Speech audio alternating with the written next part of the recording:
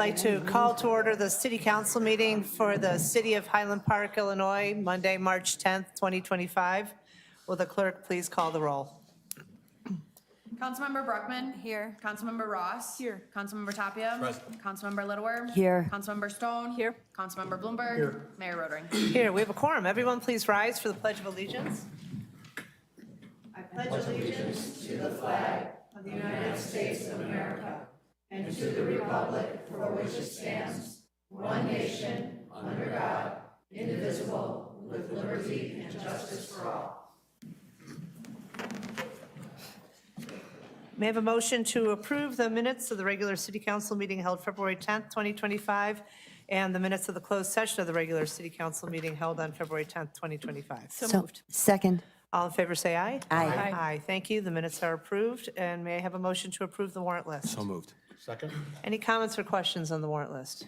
Hearing none, will the clerk please call the vote? Councilmember Bruckman. Aye. Councilmember Ross. Aye. Councilmember Tapia. Yes. Councilmember Littlewer. Aye. Councilmember Stone. Aye. Councilmember Bloomberg. Aye. Mayor Rotering. Aye, 7 ayes, no nays, and the warrant list is approved. Next up is the report of the mayor.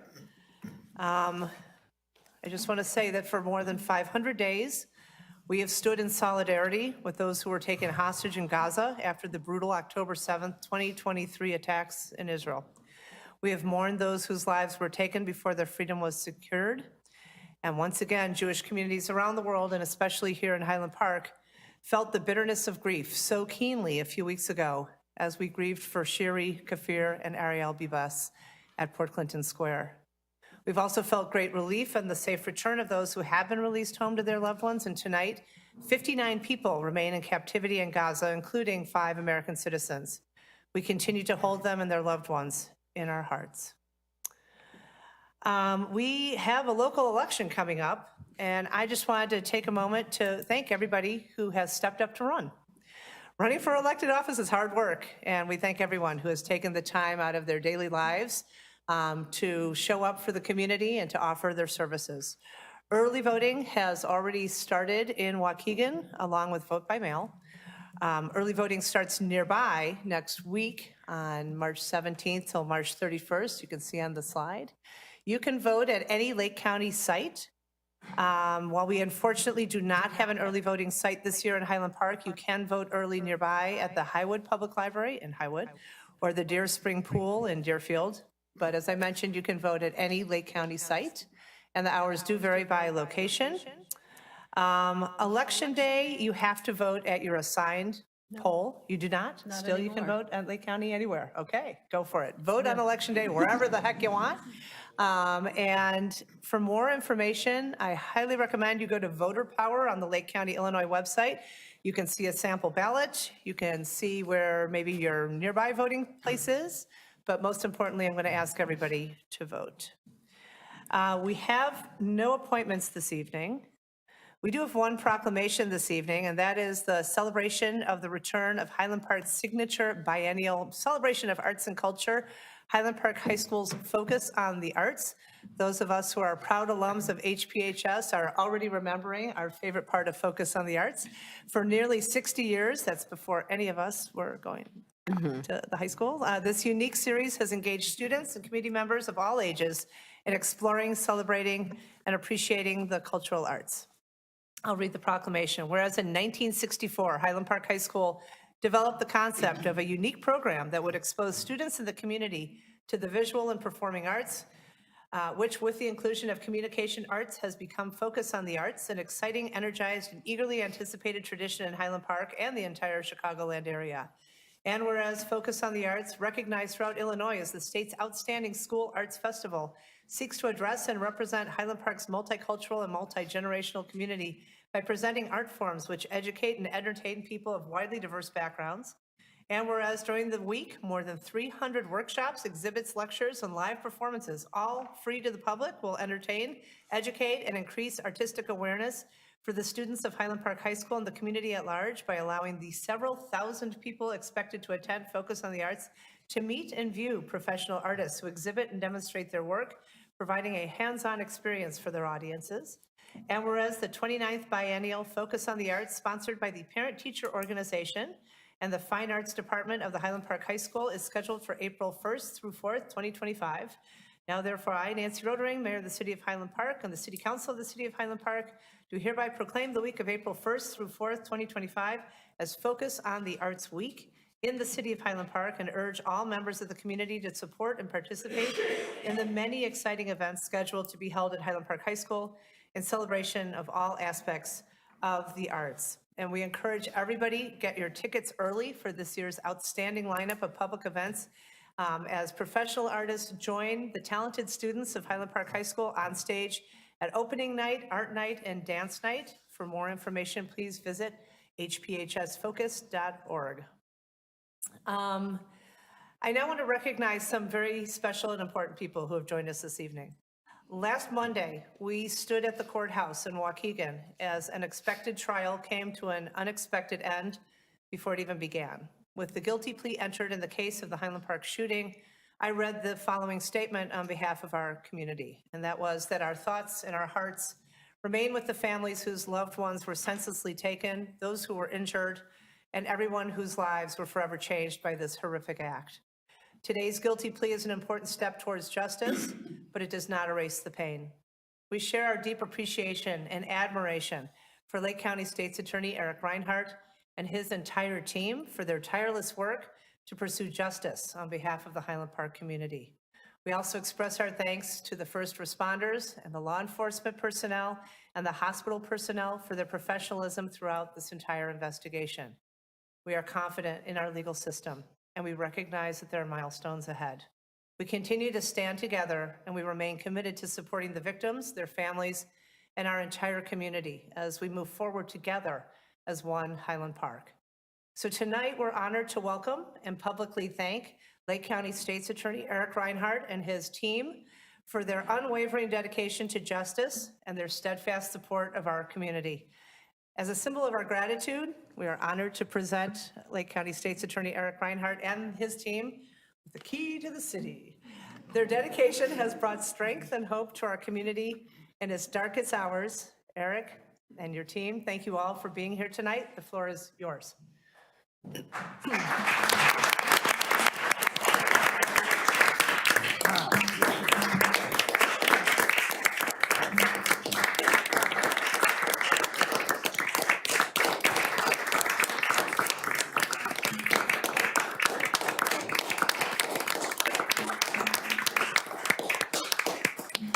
Wow, I want to thank the mayor and the city council and the staff and everyone in Highland Park for that unbelievably gracious thank you. I want to thank the people of Highland Park for a very difficult, State Representative Morgan, how are you? I want to thank the people of Highland Park and beyond the area, Deerfield, Waukegan, Highwood, Senator Morrison, how are you? All of the unbelievable, sorry, I apologize. I want to thank everyone, and I'll be brief, I'll try to be brief.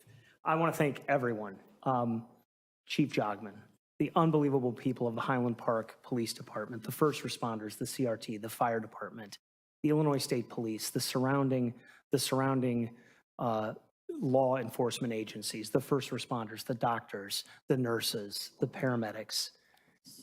There is not one person who has not stepped up.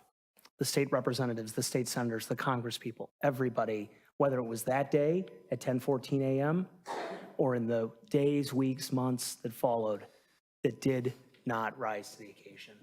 This city council, the city manager, Gita Newkirk, the unbelievable city council members, the unbelievable city staff who were always there to help, to do it in a trauma-informed way, and to always think about how we can help people. And at the center of everything we did, the entire response of all the good people who make up the government, all of the different governments in the area, the Lake County government, the county administrator's office, the sheriff who was there, everybody rose to the occasion in the face of evil, in the face of madness, and in the face of pain. And everybody responded. And our team didn't get to do the trial, but it certainly was at times trying to put together so much information and evidence.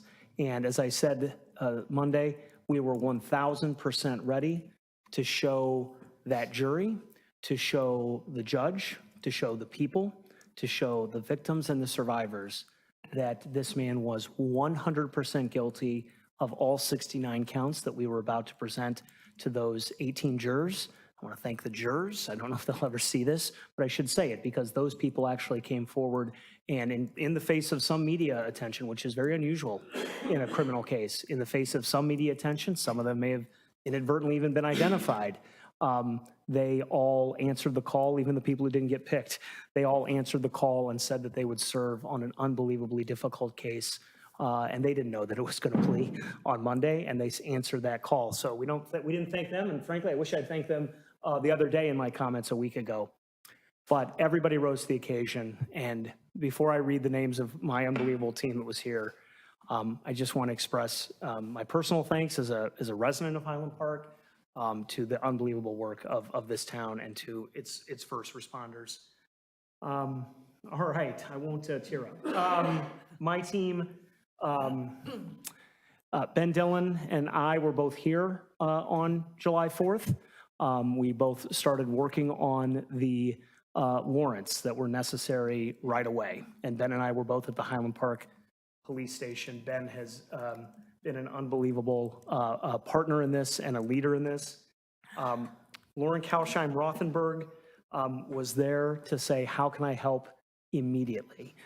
She wanted to be part of a team that was going to have to be, we've heard of first responders, our team was going to be the final responder to these acts of evil. And we had to tell that jury what this man had done and prove it beyond all doubt, and we were going to do that. And Lauren Kalsheim-Rothenberg said, how can I help within hours, within minutes, said, how can I help? And she was an amazing part of the trial team. Eric Collada is our chief of training, and all of us in that trial room learned from him. He's one of our most experienced prosecutors, as is Lauren Kalsheim-Rothenberg, one of our most experienced prosecutors, and he was prepared to do whatever was necessary. Let's just say, I think I can say this, should the defendant testify, Mr. Collada had the important job of cross-examining, should that moment have happened, and Mr. Collada knew everything he needed to know to make that important. Obviously, all of them were prepared to handle DNA evidence, trajectory evidence, thousands of photographs. Mr. Collada was also going to take us through the confession of the defendant. Jeff Facklum is our chief of the criminal division and was also there within minutes to help me and Ben do what we needed to do to make all of the right complex legal decisions. Jeff was also going to handle incredibly technical evidence and was going to be amazing. I have to take a minute just to say all these things because they didn't get to do it for the 3 to 5 weeks that we were all going to get to do it. And they were going to, maybe to this group, become sort of household names. And now I have to try to get it into your brains, who these amazing lawyers are. Jack Metcalf was our unbelievable investigator who was there whenever we needed to get a victim or a witness in the room, who was making sure that all of the evidence was prepared and was doing the things in the nooks and crannies that are necessary in litigation. Melissa Burke led our team of victim specialists. We brought in all of those victims. All 48 names that were hit were dealt with by Melissa, whether it was family members, next of kin. She spoke with the next of kin of the seven people who lost their lives. And that's more than one person, right? It's not a legal thing. It's not like, well, we only talked to one person. She was talking to many people, many next of kin of the 7 people who lost their lives. And Melissa was an unbelievable leader and steady rock to so many of us. Melissa Cisneros and Vanessa Vargas Ramirez handled every victim and every survivor with such a trauma-informed, empathetic, and loving approach that we were responding to this situation on all levels, legal, psychological, health, emotional, and it was unbelievable. So I hope that we can all give them a round of applause, not me, but them a round of applause for their unbelievable work.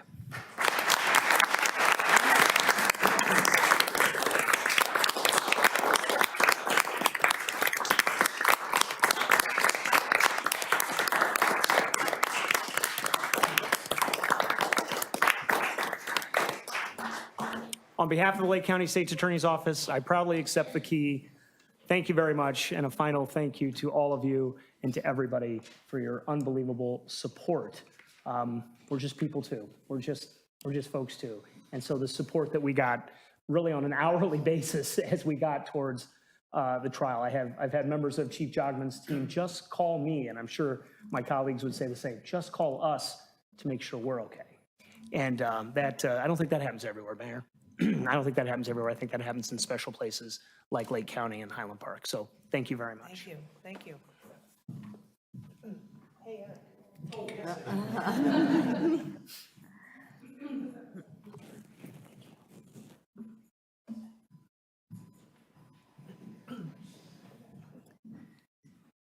Thank you all again. There aren't words. We're going to try not to cry. So just know how deeply we are holding each of you in our hearts and our deepest appreciation for all the care that you brought to our community. Thank you. And now Julie Morrison and Bob Morgan, you get to follow that. Tonight we're delighted to welcome our representatives in Springfield, State Senator Julie Morrison and State Representative Bob Morgan. Thank you both for joining us this evening for a legislative report on initiatives that you are undertaking this year. We're going to start with Senator Morrison. Thank you both for joining us. Well, thank you for having us. This is a good time of the session, I think, to be given a report. Just to bring you all up to speed on our calendar, all the bills that are in the Senate must be through Senate committee by the 21st. The same thing with the House. So this week and next week will be really, really action-packed in committees, as it should be. There are somewhere between 6,000 and 7,000 bills that were filed. A very few have actually gotten through committee so far, and I don't think we'll see thousands and thousands coming through. But nevertheless, this year I am serving on committees that I think are incredibly important based on what's going on at the federal level. I am chairing the Insurance Committee. So think Medicaid and Medicare and other health supports. I am on the Veterans Committee. I'm serving again on the Environment Committee, another area of concern as the federal government decides to make changes. Also, I am serving on the Health and Human Services Committee, again, obvious reasons, I think. And then probably the most important committee is the Appropriations. So while we don't have at the state level everything we would like to have to be able to fill the holes that are very possibly going to happen to our communities, to the Medicaid world, to people who really need assistance, we do have some ability to plan ahead. And I think over the last, I would say 8 or 9 years, we have passed legislation to protect certain rights in Illinois that are very important to all of us, that really, I think, demonstrate the values that we in Illinois have in terms of protecting different environmental and women's health care rights. Those are in the books. We are a little bit ahead of the game when it comes to that. But one of the things that I am going to be advocating for very strongly in the Appropriations Committee is additional funding for our local health departments, our county health departments, and any of the free clinics that serve our communities. Because quite honestly, if Medicaid goes away or is chopped up into little pieces and not serving the people that it should be, those people are still going to need a place to go for health, for services. We don't want the emergency rooms totally flooded. We want them to have a place to go where they can see a physician, a nurse, and get the care they need. So I am going to be pushing hard this year to support more money at the county health department level. I want to just talk about a couple of the bills that I'm working on that I think might be of interest to you. One actually came from a wonderful meeting I had with the police chiefs last year. Every year I get together with all the chiefs from my district, and they talk about what's going on in their district, what do they need, what are some of your issues with the state. And the one thing that really came up last year was IDOT. How difficult it is to work with IDOT, to get an application, to get a permit. Things get lost, people leave, oh, we have to start the process over, oh, things have been misplaced. It's 2 years and we still don't have the permit. So this year, I sort of honed in on one of the biggest things they talked about, which was flock cameras, which are the cameras that are used to be able to do license plate identification. And somebody was waiting literally 2 years, a police department, 2 years, to get permission just to put a camera up on a light pole. So my office kind of decided to be the ombudsman on this. And we, I think, turned out almost all of the complaints into progress and got the permits pushed through, which made me think that's ridiculous. That is not the job of the state senator's office, 12 months a year. So I am pushing for a portal that will be accessible only to municipalities. And when you file an application, or you're looking for help with your permit, or you have to send an addendum, or you want to know the status, or you'd like to maybe know who is actually working on your particular file, there's going to be a portal. We're going into the 21st century finally, and that should make things so much better for everybody. The bill went through committee last week unanimously. There wasn't even any discussion on it because I think everybody in the state has the same problem and the agency has just got to get better. And this is going to force their hand and actually make them more productive. They should be happy about this. In the environmental world, I am negotiating with the chemical industry and some other folks to do a ban on PFAS. I learned that there are about 9,000 different man-made chemicals. We're not going to ban all 9,000. There are some that are very dangerous that do follow different products that go into our bloodstream, into our bodies, and it's mainly through water. So we have a bill that I'm working with the Illinois Environmental Council that will, by 2032, ban the PFAS that are dangerous to us in cookware, dental floss, food packaging, cosmetics, menstrual products, and juvenile products. And you would think this shouldn't be such a challenge, but it is. And we are really determined to try to get this done. And we've got a long runway. So 2032, you got 7 years. Let's figure this out. Another bill that is really important, and I know that you all care very much about this issue, is human trafficking. I'm sponsoring a bill that has been put together by the State Police and the Department of Human Services that's going to break down the silos of every agency in the state that deals with anybody that has been human trafficked. And if you think about all the different agencies, all the services, none of them are coordinated. It's just kind of like, if you know where to go, that's great. If you get a handoff, wonderful.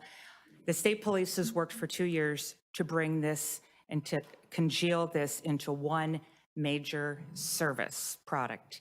And I'm delighted to be the person who has the opportunity to push it across the finish line. It's not going to cost us anything. So much of what we do does cost. This doesn't cost. And besides that, we'll probably be eligible for more federal funding because of the plan that we've put together. The last one is something that I saw up in Waukegan. And I went to the Midwest Veterans Closet. They had a day where they were, Representative Morgan was with me. They were handing out food to veterans and active military families.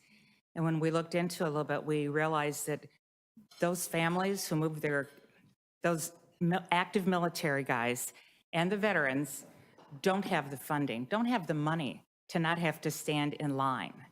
That really bothered me, that we are asking active men and women to chase around the country, take their families, put their lives in danger, and we can't give them the food security that they should have. So the bill I'm running will raise the benefit level for active military and veterans for SNAP benefits. This is all federal money. Illinois doesn't have to pay a nickel. All we have to do is change that level, and we'll make some people a little bit more secure with the food that they are putting on their table. I know that there are a lot of other, if you guys have any questions, I'm going to hang around, but I know Representative Morgan wants to visit with you on some things too. So thank you. Great. Thank you, Senator Morrison. Thank you.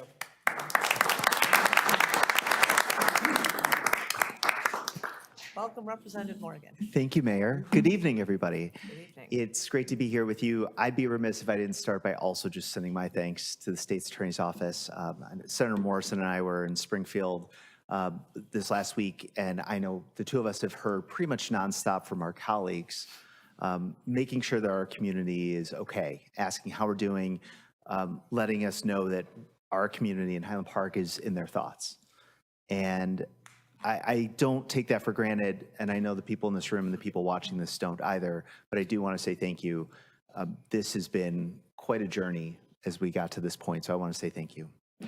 As Senator Morrison mentioned, we've had a number of pieces of legislation introduced on every topic under the sun, some that you might be interested in, some that you might not be.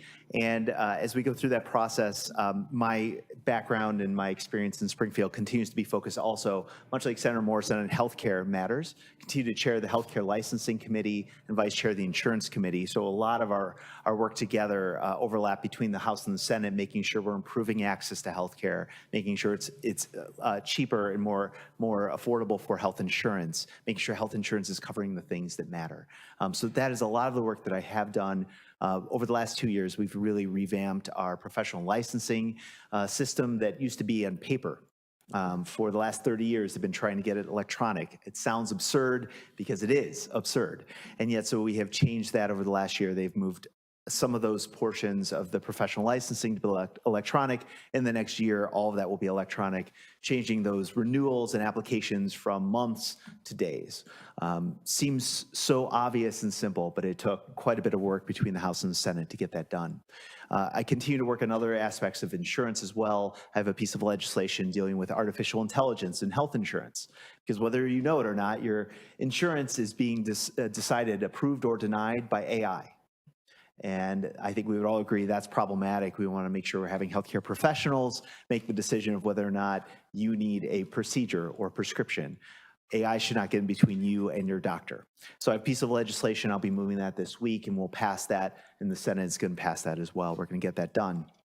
I continue to work on a variety of issues dealing with gun safety legislation. The House continues to have a working group on the House Firearms Safety and Reform Working Group. This was the group in the House, at least, that really focused on pulling together the Protect Illinois Communities Act in the first months after the shooting, and we continue to do work, and Senator Morrison continues to work in the Senate, amazing things that both chambers have been doing on gun safety legislation, things to look forward to. We're trying to strengthen our secure storage and safe storage of firearms, particularly for those that have children in the home. We're also continuing to invest in community violence interruption, something that just basic science shows it's the most meaningful thing we can do to reduce gun violence is invest in the communities that are experiencing it. We've been doing that over the last 4 years, and it has dramatically reduced gun violence in those areas that we've been investing in, and we need to keep doing that. And that's a big project this year as budgets are tight. Federal government is unpredictable, is probably a safe way to say that. And that's how I'll close my comments, which is much of what we're doing is overshadowed by what's happening at the federal level. Regardless of how anyone feels about this administration, the undeniable truth is when we don't know whether our state funds will be reimbursed by the feds, by the promises that we've been given, that impacts the state, impacts the locals.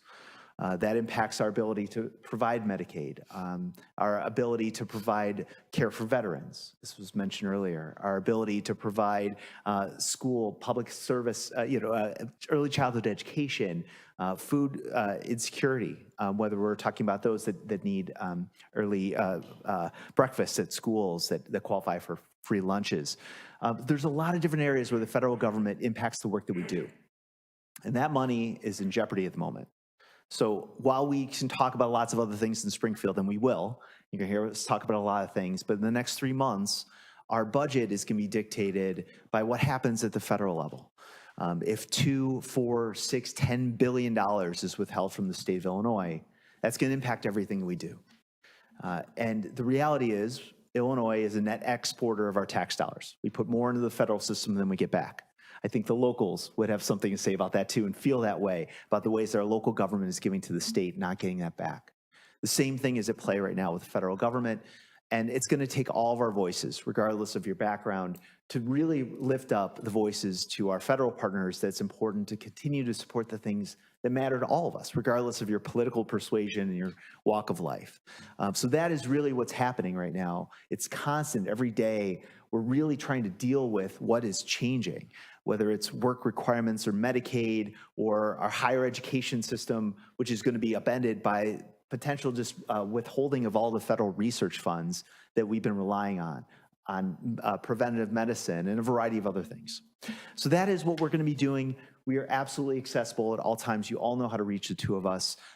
We look forward to hearing from you. A cheap plug for next Monday night, if you're around, on the 17th, I'm going to be at 28 Mile hosting a town hall as my district office. If you're available, please come out, send us your questions beforehand or come in person. And thank you again to the City Council, to the Mayor. It means a lot to the two of us to be here with you because we watch what you do for our community and for us when we're down in Springfield, and we're just happy to be here with you in person today. Thank you. Thank you. Any questions, anything you want to follow up on right now? You know, you can always get a hold of us. Absolutely. And just want to thank both of you for coming this evening and for sharing your priorities. We know where to find you. But I can say now more than ever, it's really important for local government to collaborate closely with the two of you, given that we need to continue to align our core priorities and make sure that we're being productive for all of our constituents. So thank you both for coming. We thank your teams as well. We know there's a few people behind you who help out with everything. And thank you again for joining us this evening. Thank you. Thank you. And to our state's attorneys group, thank you so much for joining us. You're free to go. We have a little token of our appreciation that we'd like to share with each of you before we send you on your way. And thank you so much. Our next item is not yet, Carl. Is supposed to be a report from city staff, but Geeta's indisposed, so I'm going to jump to business from the council and then come back to business from city staff. Councilmember Bruckman. Thank you. Good evening, Mayor, fellow council members, and members of the Highland Park community. As we proceed with tonight's agenda, I want to take a moment to acknowledge that March is MS Awareness Month, a time to recognize over 1 million people in the United States living with multiple sclerosis, their families, and their incredible advancements in research that are improving lives every day. For me, this is personal. In July of 2019, I woke up to the left side of my body being completely numb. After a series of tests, I was diagnosed with MS. It was a scary and uncertain time for me because at the time I had a 1-year-old and I did not know what my future was going to hold. But today, thanks to the early detection and an incredible team of doctors and the support of all my family and friends, I feel great. I go to the hospital once a month for an infusion that has kept my symptoms at bay, allowing me to live a full and active life. People living with MS are strong warriors, and this disease does not define what we can accomplish. I try to model positivity, perseverance, and strength for my 2 young boys, and I am continually inspired by the resilience of others in the MS community.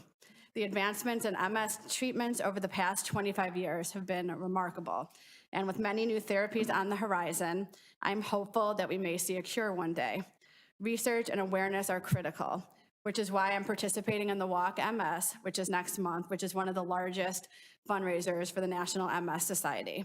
For those interested in learning more about MS, its impact, and the resources available, the National MS Society website and information is displayed on the screen here.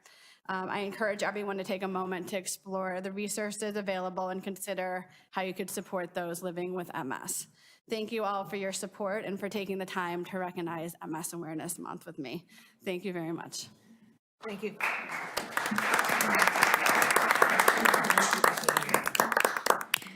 Thank you, Councilmember Bruckman. And I know that you said this is the most public you've ever been with your diagnosis. And you've had the opportunity, because you've had the opportunity to share your story, you've had numerous people reach out to you, both with MS and other autoimmune diseases. And so it's always important for us to be here for one another. And I'm just so grateful to you for sharing your story with our community. Thank you. Thank you. Thanks. With that, we will turn to business from city staff. Thank you, Mayor. So the first item, I'd like to recognize Chief Jogman.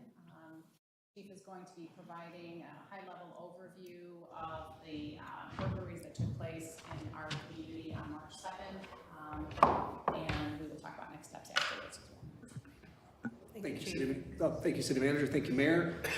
Before I do, and I wish they were here, and I know they had to get out of here, but I do want to express our appreciation from the police department too, and I certainly to the state's attorney, and I do want our public to recognize this was an incredibly complex case. There were a lot of areas where things could have gone wrong, and we can look around the country and see with different high-level cases where if things had not been done right from the beginning, correctly from the beginning, the chances of a successful outcome would have been a lot less. So I have to say and echo what the state's attorney said.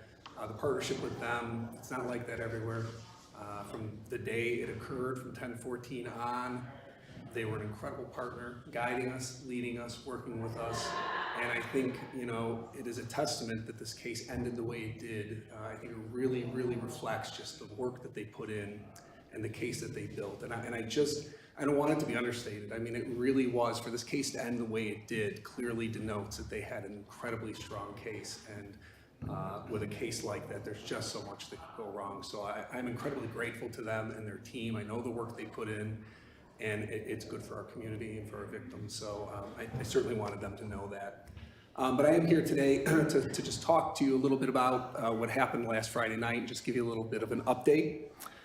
So I'd like to just start with a brief overview of the incidents and share some next steps for our businesses and for our community as a whole. So at 3:24 a.m. on last Friday, the Highland Park Police Department received an alarm notification from a downtown business. Officers immediately responded to the scene and subsequently determined that it was not, in fact, the first incident. Digital evidence suggests that the first break-in actually occurred at approximately 3:03 a.m.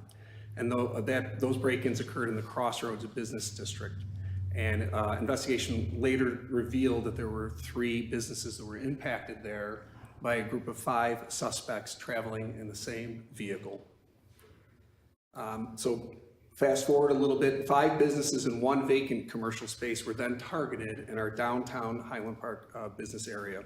And the last burglary then occurred at 3:26 a.m. So we're talking about 3:03 to 3:26.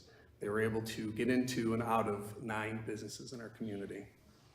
The same vehicle was later linked to a similar commercial burglary in Deerfield at 3:38, left our town and went to Deerfield. This indicates that the suspects initiated and completed those burglaries again in about 23 minutes while in Highland Park. And in most instances, the suspects spent between 30 and 60 seconds in each establishment. The vehicle the suspects were traveling in was later determined to be stolen. However, the owner of the vehicle was traveling at the time and was unaware that it was stolen earlier that night, so it had not been yet reported. If the vehicle was reported stolen, the license plate number would have been flagged by our system and would have been notified our cameras upon entry into Highland Park. In addition to notifying impacted businesses directly, the city also provided notice via email to all registered business owners, as well as the community at large, in the morning and afternoon. We subsequently followed up with business owners with crime prevention tips from the police department. Our officers, particularly our beat officers who serve commercial districts, are always available to connect with any business owner who's interested in learning more about crime prevention and safety recommendations specific to their location. Our police beat coordinator program assigns a dedicated officer to each beat in our community. Beat officers work to connect with residents and business owners in their beat and help to resolve issues that may occur and provide proactive public safety assistance upon request. Regrettably, burglaries to residential and commercial spaces are unsettling, costly, and frustrating, yet not unique to Highland Park. While numerous Chicago metro communities have recently experienced similar incidents, at this time there's no evidence confirming that these incidents are connected. That said, we are collaborating with those communities to determine a connection and to share intelligence. In fact, we are in the process of organizing a Chicago Metro Task Force comprised of communities who have been similarly affected, from Chicago to the western suburbs, including Blue Ridge, Darien, and the far south suburbs, including Stager, Beecher, and South Chicago Heights. No community has been immune to this type of burglary, and we will work together to address them. We do want to appreciate and acknowledge, or we do appreciate and want to acknowledge the assistance of Deerfield and Lake Forest Police Departments. They assisted us Friday night, to help us staff the street and come in to assist on the burglaries. In terms of next steps, our investigation will continue, and we will continue to keep impacted business owners apprised of our progress. We encourage business owners to reach out to their PBC. That information is on the screen and was included in Friday's late afternoon business alert with any questions that they might have. In addition, although unrelated to these burglaries, our PBC team is planning a neighborhood meeting specific to business owners, expanding our annual PBC Beat meeting to incorporate a session focused on the needs of our businesses. In addition to sharing general crime prevention recommendations, our team, of course, will be happy to answer any questions related to the burglary and these incidents as we are able. I'll end with this. After receiving notification, I responded to the Central Business District at 4 a.m. And I can tell you that I saw on the faces of the officers everything I felt: frustration, disappointment, and anger. I think the same feelings our community's feeling. I think the same feelings that our business owners are feeling. We certainly feel it too. We take it personally that this happened in our community. And as challenging as it is to be in the precise location at the precise time, you do take this job hoping to respond or to chance upon a burglary in progress and to arrest those people and to take them into custody. It's what we do. It's what we want to do, when we take the job. These business owners are people we know. They're our friends. We understand how hard they work to make their business successful, to support their families, and to be part of our community. So I apologize to them and on behalf of the department for having had to experience this. I want them to know that although it cannot offset the damage they incurred, we will do everything in our power to seek out those responsible and continue to put ourselves in a position to deter or mitigate similar incidents going forward. So I thank you, of course, for giving me this opportunity to kind of update you and provide you the details of kind of where we're going. And I certainly answer any questions you may have.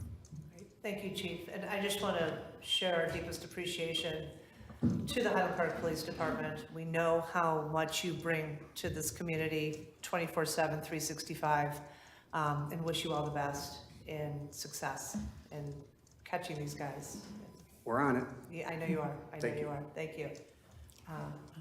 Mayor, I just wanted to add to the chiefs, and do you want to introduce Commander Kern?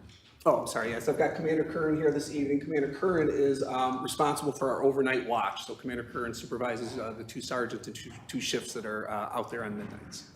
And the other thing that we wanted to add, so immediately we contacted the impacted businesses. One storefront was vacant. We did communicate with the property owner, and we will remain in communication with those impacted properties as it pertains to what we can share about the investigation. We issued 2 pieces of public communication to the public to keep them apprised of what was happening. And then we sent direct communication to all businesses in Highland Park. And so we're going to continue that communication. Although we can't talk certainly about the investigation, we will share what we can. And we welcome feedback from businesses or residents certainly at any time. We are having, certainly the council's aware, we're having meetings with our Business and Economic Development Advisory Group with different sectors. And so we're also going to use those meetings as an opportunity just to remind businesses about what strategies they could do to minimize impact and really try to deter crime to the greatest extent possible. Thank you. And I'll just share that I visited all the affected businesses as well and shared the council's regret that this had happened and assured not only those who were affected, but those in the vicinity that we stand here with them and support them. And I know a lot of our community came out in particular on Friday to show their support. That was much appreciated. So thanks again, Chief. Thank you. Thank you. Mayor, just a few other reports on behalf of staff. Wanted to provide a quick update on the Sheridan Road culverts to the bridge replacement project. This important project also includes the Sheridan sidewalk, as we are commonly referring to it. So this initiative has been in the works for many years. It got delayed most recently last year when IDOT was working with the North Shore Water Reclamation District because This project involved them having to relocate their utility that was an IDOT right-of-way. And so they were talking about other avenues that could be pursued. So IDOT went back to the drawing board. We did receive preliminary information on March 3rd that IDOT is going to be looking at redesigning their project. So we've got some details on the screen up there, but most important is that redesign will not require the Water Reclamation District to relocate their public utility. So that saves them certainly a significant cost as well as time. As it pertains to immediate next steps, although not required by the federal grants and state grants that we're receiving, we are going to hold a public information meeting in the second quarter of this year, just for anyone in the public, but certainly for those impacted properties in this corridor. And then you can see the schedule that is listed under there. So that redesign by IDOT is underway. Our sidewalk project is included as part of the IDOT project. So that's important in terms of overall project efficiency. Tree removal is anticipated to begin late this year, and then IDOT is planning to let the project in the spring, and then construction would take place in 2026 with just final restoration landscaping taking place in 27. Separate from the IDOT contract, we've been working with the impacted property owners, and because they have unique landscaping on the property, we're going to be pursuing a Jens Jensen landscape contract, and so the city will maintain that contract and work with the property owners as part of additional planting in that area. Great, thank you. So And I think it's important to note, this is the project that will provide a sidewalk that will connect from Roger Williams past Rosewood Beach around the corner to Dean Avenue. So making that rather dangerous curve and stretch of Sheridan Road finally pedestrian friendly, which has been in the works now, I think, for close to 10 years. Many years, yes. Thank And you. this is the last stretch, so Sheridan, isn't that without any sidewalk at all? Right. Correct, yes. Yep. And then wanted to also provide an update about, Erin, if we can go to the next slide, the lead service line replacement project. So want to lead off, that first bullet point is very important, so I'm going to read it. So the city is in full compliance with all state and federal regulations governing the control of lead and copper within public drinking water supplies. So we operate a water treatment plant. We do have lead service lines in our community, but very, very important is that we are in compliance with all state and federal regulations, and we do water testing, really meeting or exceeding those state and federal standards. We have had, starting January 1, 2022, the state of Illinois required that all water providers to develop, implement, and maintain a comprehensive water service line inventory and a replacement plan for those lead service lines. So the lead service lines are really divided into two areas. So there's the supplier side, and then there's the customer side. The supplier side is really the public line, and then the customer side is that private line. So as part of this lead service line replacement project, we have conducted an inventory. We have identified all the anticipated lead service lines in the community. We communicated directly with those property owners, and we invited them to so they can certainly go to all these public information meetings. We're sharing all the same information at all these meetings. The last meeting is going to be held tomorrow evening.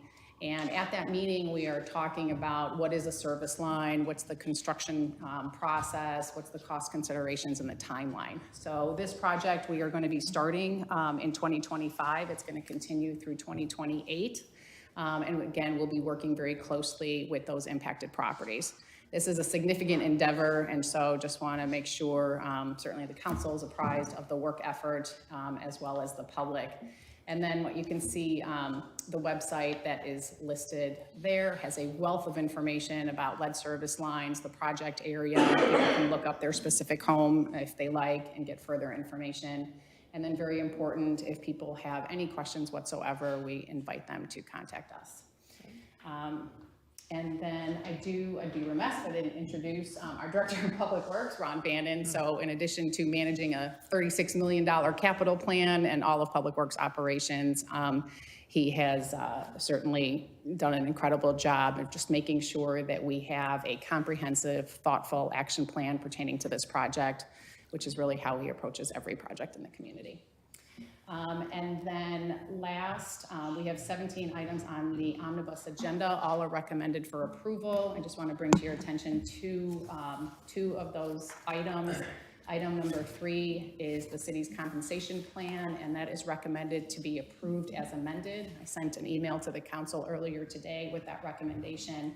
The amendment pertains to the assistant forester position, which was previously approved at a grade 10, but we just had an error that was not accurately reflected. So the grade should be level 10, not 9, but the actual ranges are correct.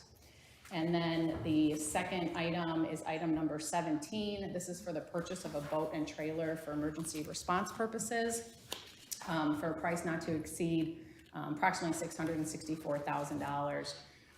So Chief Schrage and our fire department team applied and were awarded a grant through FEMA for us to be able to replace our emergency response boat. And as everyone knows, everything that's happening in the federal government, although we received the award, we do not yet have the funding. And so what we are recommending is that the council approve the contract that's on the agenda this evening, but with the understanding that we are not going to move forward with the purchase until we are assured that we will have the federal grants. That concludes our report. Wonderful. Thank you so much. Assistant to the City Manager, Paul Bitska, if you could please introduce the next item. Do you need it as a script? I can do I'll let it. the City Manager do it. Thank you. No worries. It's all good. Thank you. So the next item on the agenda is business from the public. This is an opportunity for members of the public to address the City Council on a topic that is within the council's purview and jurisdiction, but is not listed in another location on the agenda. If you'd like to speak about a matter that is listed on the agenda, we ask that you wait until that agenda item is called, and we will give you an opportunity to speak then. If your matter is on the omnibus or consent agenda, please let us know if you'd like us to remove that matter from the consolidated list so that you can speak about it. Please be aware that business from the public is not intended to be a forum for open dialogue or engagement with members of the City Council. Rather, it's intended as an opportunity to make comments to the City Council. Please do not expect a response from anyone tonight. If appropriate, questions may be directed to me as a city manager or other city staff. All comments should be directed to the City Council. All speakers will be limited to 3 minutes. We request that speakers refrain from throwing objects or using noisemakers, and that the public not applaud or make other comments after any speaker. We ask that everyone be respectful, civil, and non-repetitive. Good evening. Good evening. My name is Carl Lamprecht. I live in Highland Park, and I have 2 subjects. The first one, some years ago, Mark Kirk in the House and Representatives and Dick Durbin in the Senate made the rich New York State corporation owning the military housing in North Chicago, Fort Sheridan in Highwood, Glenview, to be taxed for the housing. The land would be free. This way, the rich New York State company owning the housing would pay half the tax. A few years later, Senator Terry Link revised this law, and with the help of the Illinois State Representatives, gave this rich New York State company an exemption from paying real estate taxes. This needs to be corrected so the rich New York State company pays their fair share. All the retired military in the area pay their taxes.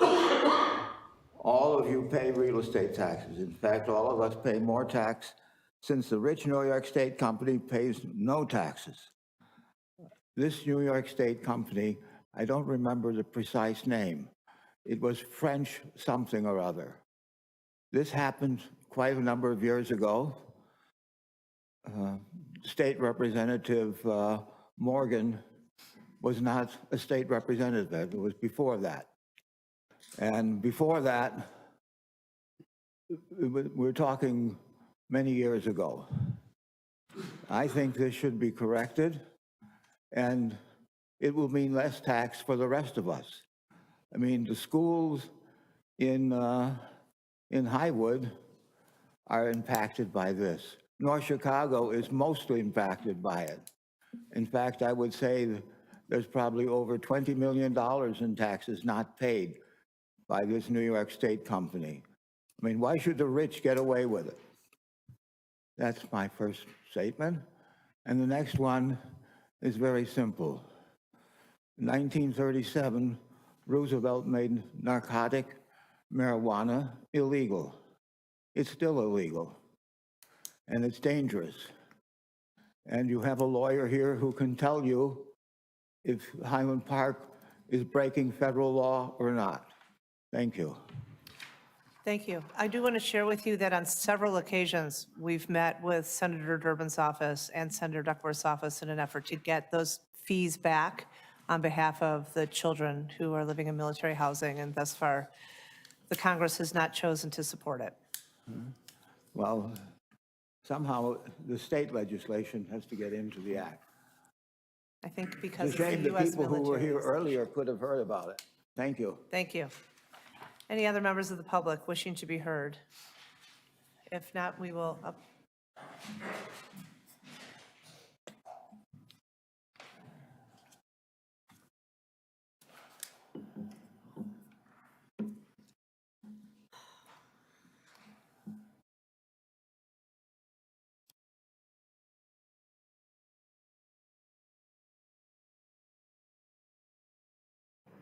Good evening. Please state your name for the record.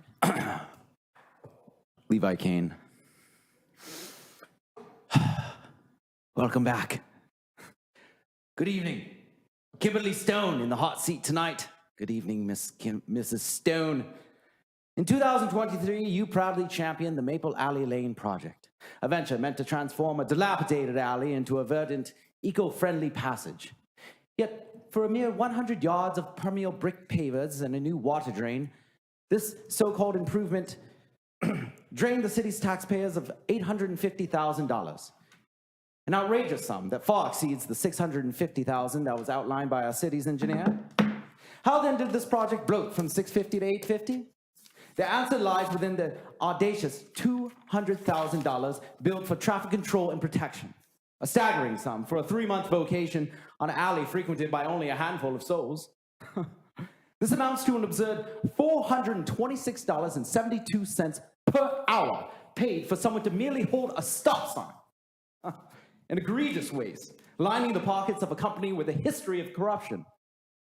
And what is the final bit of truth, Miss Stone? What are you doing? What is the final bit of truth, Miss Stone? This extravagant expenditure was not merely for any alley, but for the one that runs alongside your very own property line, thus inflating its value. A blatant conflict of interest. Can you explain this? Can any of you, in your infinite wisdom, explain the justification for this waste? What are you doing? Or do you admit that you were too engrossed in dredging up archaic laws from the 1930s, serving no purpose but your own, to notice that you were all being taken for fools? Can you confess your failure to this city? Your lack of proper oversight, your incompetence, and the fact that you have accomplished nothing of true value. You seek re-election as a champion of the people, yet you squander their hard-earned tax dollars. You indulge in petty political games that stifle our city's prosperity, and you wage war against the Green Bay Road despite the resounding opposition of those that you claim to serve. Even when given the chance to uplift our high school athletes with technological advancements, you cast your vote against progress. So tell us, Ms. Stone, who exactly do you represent? You may take comfort in the signs bearing your name scattered across lawns as they signal support, but do not be fooled, Mrs. Stone. For them mainly, they placed out of mere placation, not conviction. This election, the people will not be on your side, for they stand with the candidate who puts the people, the businesses, and true progress at the center. And the fact that you guys actually voted 7-0 just shows how much more guilty you truly are. So good luck with that. Thank you. Anybody else wishing to be heard tonight from the public? Councilmember Stone? I would just like staff to respond with a little bit about how we choose what projects we, Capital projects. what capital projects we undertake. Sure. Absolutely. So we have a 10-year capital plan The decision to determine when capital projects are done is based on various factors. We look at pavement evaluation, we look at underground utilities, we look at grant funding, as well as various other factors. And so the Maple Avenue alley project was actually one of the last. We did several other alleys prior to that one. It was one of the last alleys that we've done that has not been reconstructed. It is a policy decision of the city to pursue permeable pavers for a variety of different reasons. We talked about that as a city council about that decision on several occasions. And all these capital projects are competitively bid. So we do take the lowest and most responsible bidder, consistent with certainly state law, and do a thorough evaluation to make sure that we secure the lowest and most responsible bidder to carry out all of our construction projects, with oversight then certainly from our public works staff and engineering. And I just want to confirm that I was not in any way involved in the decision to undertake the reconstruction of that alley. Absolutely not. And that many council members live on streets that have been repaved during their time on the council. That is correct, yes. Thank you. Thank you. Any other members of the public wishing to be heard tonight on an item not on tonight's agenda? Seeing none, we'll continue on with our scheduled business. Items 1 through 17 have been grouped together for omnibus consideration. Councilmember Ross, you asked that I pull item 8. So I'm seeking a motion to approve items 1, 2, 3 as amended, 4 through 7, 9 through 17. So moved. Second. Any comments or questions on those items? Any from the public? Will the clerk please call the vote? Councilmember Brockman? Aye. Councilmember Ross? Aye. Councilmember Tapia? Yes. Councilmember Littleware? Yes. Councilmember Stone? Aye. Councilmember Bloomberg? Aye. Mayor Rotering? Aye, 7 ayes, no nays. Those items, as I stated, have been approved. Item 8 is a resolution approving the award of the 2025 Unit Price Tree Purchasing Program contracts to multiple vendors. Councilmember Ross. Thank you, Mayor. The question I have, I support this agenda item, and it sounds reasonable to get the best trees at the best prices. From a design standpoint, how do you decide where to plant in terms of what looks the most beautiful? Is there a plan for them to not be randomly planted? Is there overall thought put into grouping them? Otherwise, it can look random. I'll defer to Public Works Director Ron Bannon.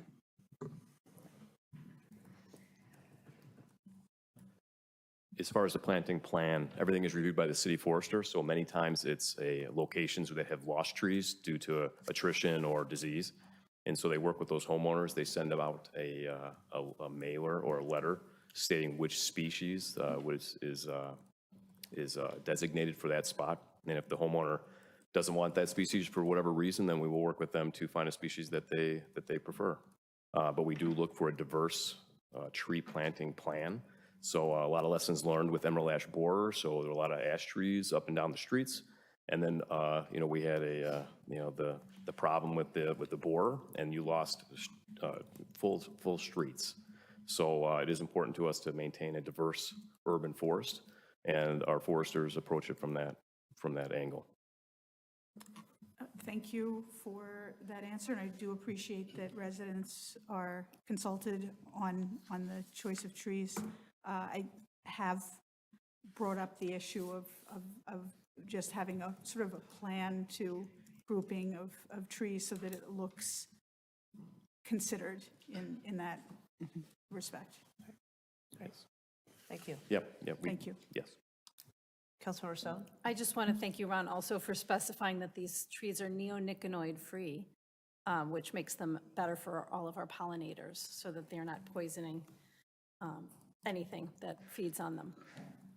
Yes, thank you. And if I could point out too, the forester and the assistant city forester, they choose all these trees. So I mean, they spend a lot of time, they walk these nurseries and they tag the trees that are for Highland Park. So they don't, it's not like we just place a tree order and they show up on a truck.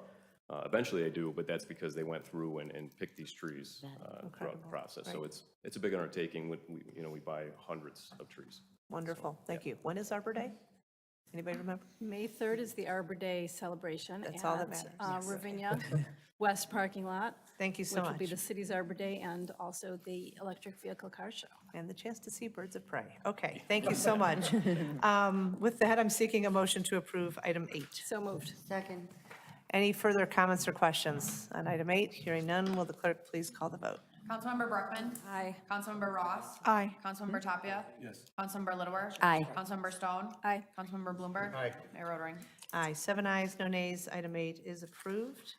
Continuing on with our other business, item 18 is an ordinance granting a special use permit for an animal hospital, 592 to 594 Roger Williams Avenue and 697 to 701 Pleasant Avenue. I know that we had ample information provided in tonight's agenda packet. Do we have need for any kind of presentation or questions? Councilmember Tapia. Yeah, I'm not going to vote against this, but I just wanted to, from a process perspective, troubled by what, collective gap in us being more planful about the use of commercial space in Roger Williams. Not too long ago, we've turned down a special request by a yoga studio to put a yoga studio there, and there was legitimate concerns about parking. But still, if you look at it, it is something very attractive to the residents of the Ravinia district. And I know many people were disappointed that something accessible with the yoga studio was turned down. And then this particular building is a former Ravinia Bear Barbecue. It's one of the few restaurants available with a hood and, restaurant space and a bar. It's just a great space for the kind of restaurant that would really fit very nicely there. Now, the property owner has every right to, lease the property because it's a commercial issue for them. So, this is not necessarily about putting a blame on the property owner, but it makes me think about, where is it that we as a city council and working with the city staff could have been more planful and strategic about the kind of land use and retail and restaurant and amenities use we want on that very emerging, vibrant, and continuing vibrant little district there. But I think it's a missed opportunity. There's going to be a benefit to have an animal hospital there, but for it to take a space that, that was built for a restaurant, and it's kind of, every space needs its own remodeling, but it still had a lot of things infrastructure-wise that are already there and didn't require its own buildup, I think, it shows a gap in sort of thinking comprehensively from an urban planning perspective for the entire thing. So we turned down a yoga district. We missed out on a restaurant space that was kind of ready to go, and we're bringing an animal hospital in. So it just feels disjointed and not cohesive. Like I said, I'm not going to make a case to say no to this because I see the process and everybody in good faith has done their negotiations and they're ready to move in. But I just want to bring it up as a point to us thinking about things more strategically when it comes to our urban planning. Thanks, Councilmember Tapia. I do want to share, though, that in June of last year, this council approved this as a conditional use in this district. And there are opportunities for us to look at different zoning uses. At this point, a yoga studio is not a use that's permitted in that area, but if that's something that people are interested in, then that question can certainly be brought to the Plan and Design Commission. It can be considered, it can be discussed, and then it can be voted on by the council. And as you aptly noted, this is a private building owned by a landlord who can choose whoever he wants to or she wants to rent the space to. The good news is, my understanding is, a restaurant is coming in across the street into a building that previously was not a restaurant. I do know that this space has been vacant for 6, 7, 8 years.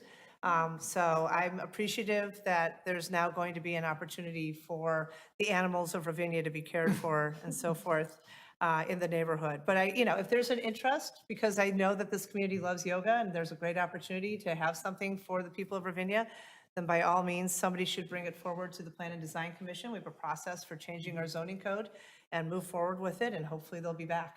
I know there are a couple of spaces still left on Roger Williams, and so hopefully we can have that consideration. Mayor, Councilmember if I may. Bloomberg? Oh, sorry, go ahead. With your and the council's approval, I would just suggest that policy question start with the council versus the PDC. Sounds good. That's okay. Well, All right. there you go. You got a to-do list, buddy. Councilmember Bloomberg. Thank you.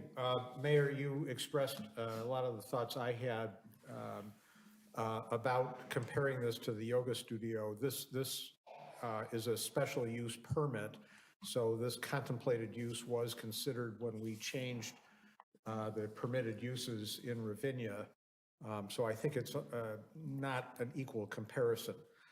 The other thing I wanted to add generally about this proposed use that was addressed by the commission when they made their recommendation were some limitations and restrictions which I support, that there'd be no animal boarding overnight. There is also a concern by residents that was expressed and I think supported by the commission, and I also support that, that the surrounding neighborhood not be used as a what was described as a dog bathroom, that the dogs be walked in a wider variety of areas so that residents are not unduly burdened by that use of their neighborhood. Great, thank you. Councilmember Littleworth. So as liaison to the Plan and Design Commission, I sat through the hearings in which the PDC did review it, and I have to say they were extremely thoughtful, and they took this use very seriously, and concerns were raised both about overnight boarding and everything else. So I feel very comfortable in accepting it because, in fact, it was vetted, no pun intended. But having said that, I will say that it was raised that it is such an investment in any kind of a structure in our community to have the hood, to have something that is restaurant ready, or that had been restaurant ready and probably would have had to been totally renovated in order to come into compliance after years of disuse. But it is somewhat wasteful in terms of the planning of it. But I think that was considered. I'm very happy we have a tenant coming in who I think will be respectful of the neighborhood. It was brought to their attention several times that we don't want this to be a dumping ground and that it will be a lovely structure in the way it's set. That being said, I do think what Councilmember Tapia brings up is very valid in the sense that perhaps with when we finish a master plan, when we look carefully at all our areas, even though we may have some conditional uses and accepted uses and vet these projects, some of which will be very wonderful. We are building a restaurant area. We have supported our restaurants in the last year or so in which we've come up with initiatives. And I too would have liked to see this use instead of being changed. But we have a business coming in. We're very excited about that. And I will say that that particular yoga studio or yoga individual did not have the resources to come forward like this business did, to come before council and PDC, and did on an individual basis approach this body. And so I would like to see us in some ways try to bring that process forward more, because I do think she tried very hard, including signing a lease mistakenly, thinking she could go forward with this particular use.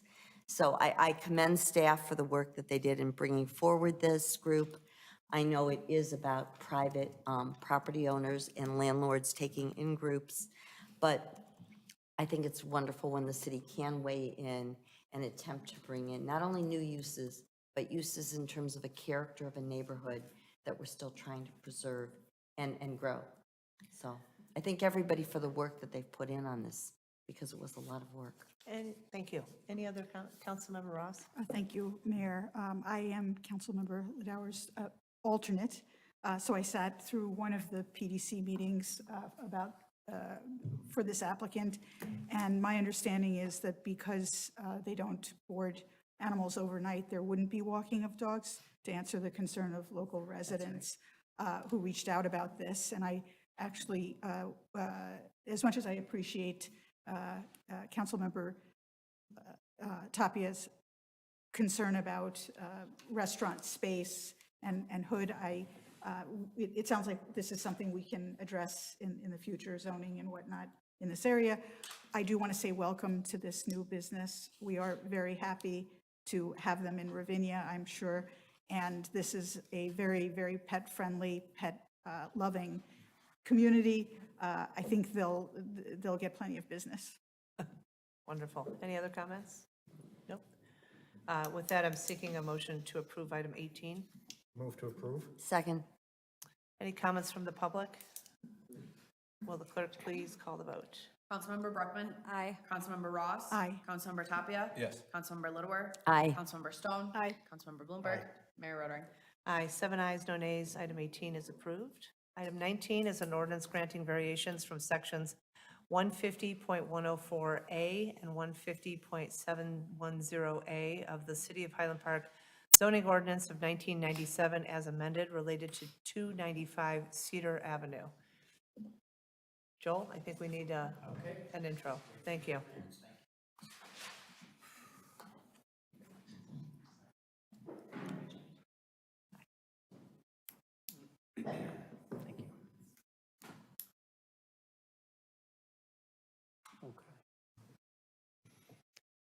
Mayor and City Council, staff recommend consideration of the Zoning Board of Appeals recommendation granting relief from Section 150.104A and Section 157.10A of the City Code related to a lot of legal record requirements.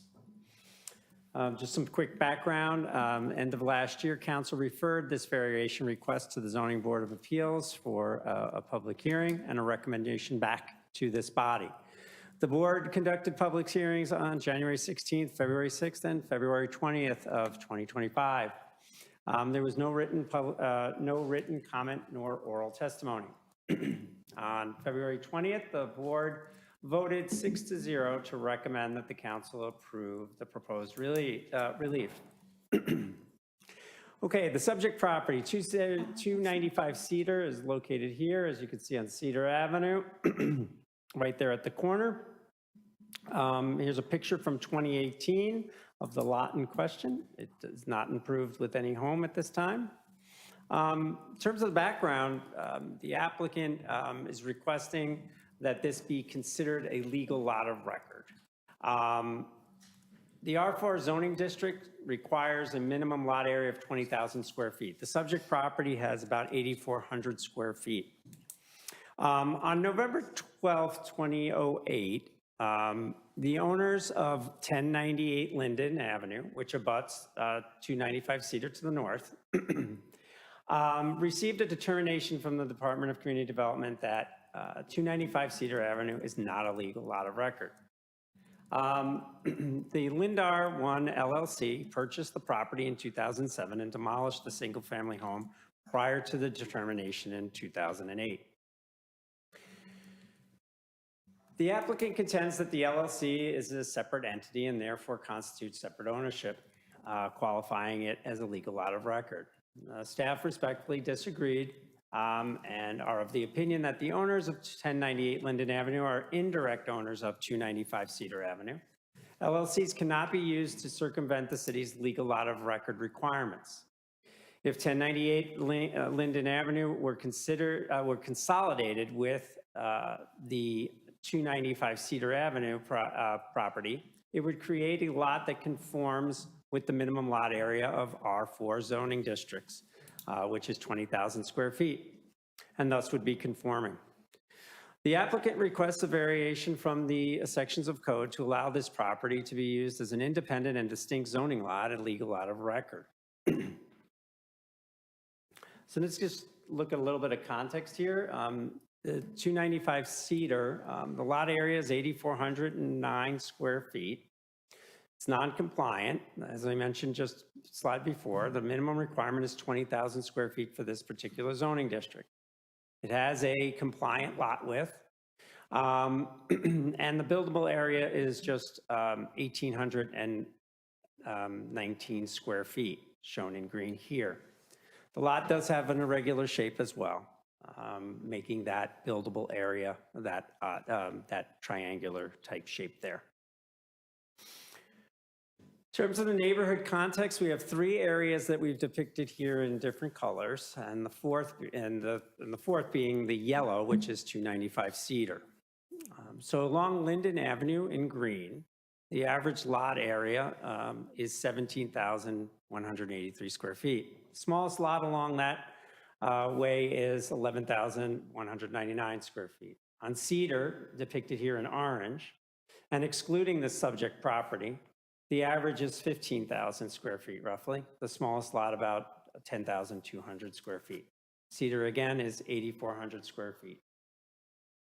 Lincoln Avenue South in blue, an area that was chosen to be included in this analysis as part of the neighborhood, as an average area of 15,906 square feet, with the smallest lot being 8,367 square feet, which is one of the reasons why it was chosen to be included in this analysis.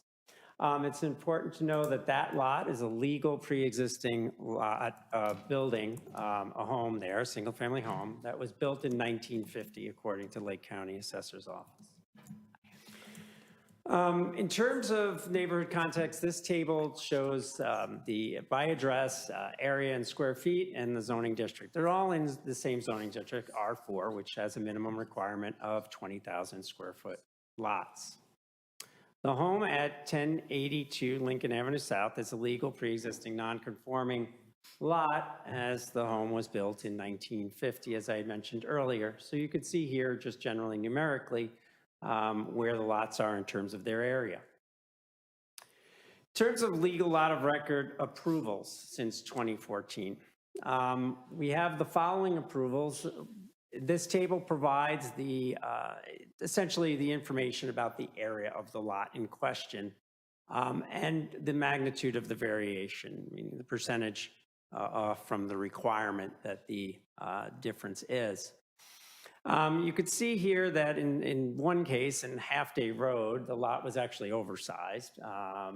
And then in other cases, you can see that the lot area variation is considerably smaller than the 295 Cedar consideration. And I'm referring to those lot considerations in single-family residential districts.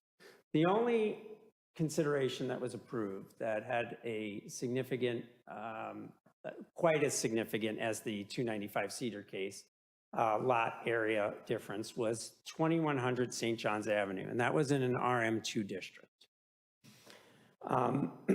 Essentially, it was an improvement to build 2 units and replace existing condominiums. So that's the only one that was actually granted in a multifamily district that's shown on this table.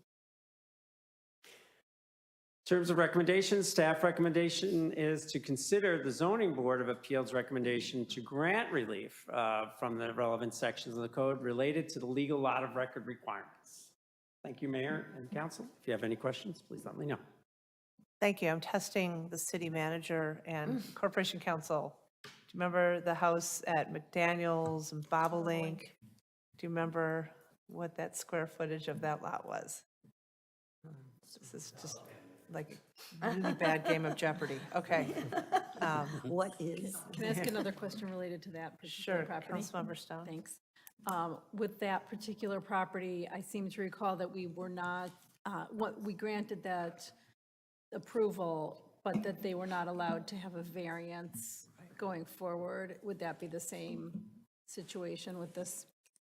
If they wanted to build a larger structure, if they wanted to build outside the buildable area?